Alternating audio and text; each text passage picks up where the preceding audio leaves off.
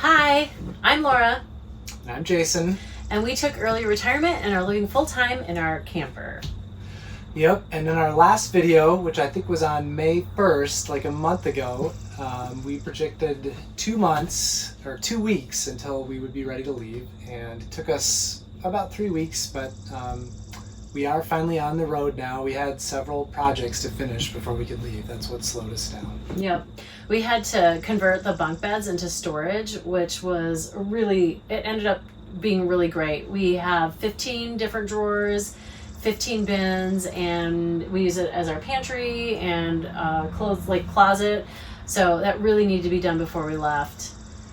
Yep, yeah, that was critical because we have a ton of stuff to move on to this tiny camper, we realized when we started moving in.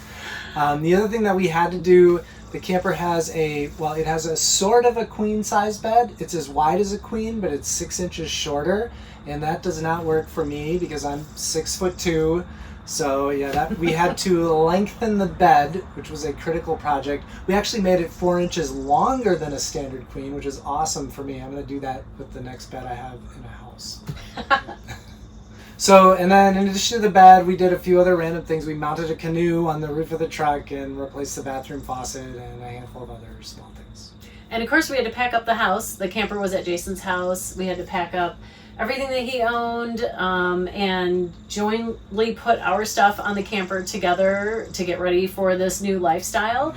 And it ended up weighing a little bit more than we had hoped. So we did have a little bit of a weight crisis, had to leave some things behind. Oh, it was heartbreaking. We went to the truck stop in Antigo, Wisconsin and weighed, and we were like hundreds of pounds over all the axle weights. So the awesome contractor drawers that we built for the bed of the trucks, in which we were going to put every tool I own, they're gone. So once we finished adjusting for weight and packing all of our stuff, it was time to say goodbye to tons of friends and family in Wisconsin, and we made stops at my parents' place in Minocqua, Laura's parents' farm in Merrill, my cousin Scott's place in Wausau.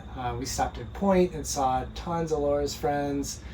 Appleton, more family, Laura's brother and sister, and in Milwaukee to see some of Laura's high school friends. Yeah, it was really nice to catch up with people and show them the camper and just have a good visit with people that we might not see for a little while.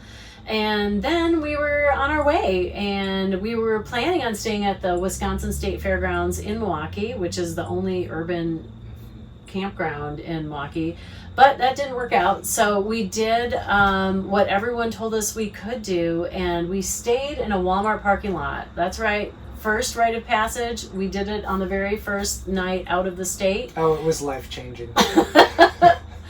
So thank you, Antioch, Illinois Walmart, for the hospitality.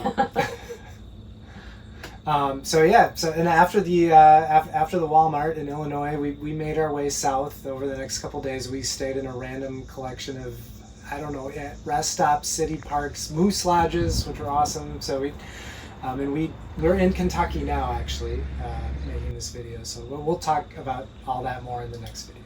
Yep. So thanks for watching. Thanks for keeping up with us. It's always great to see the comments and hear from our friends and family. Thanks a lot. Yeah, thanks. Bye. Bye.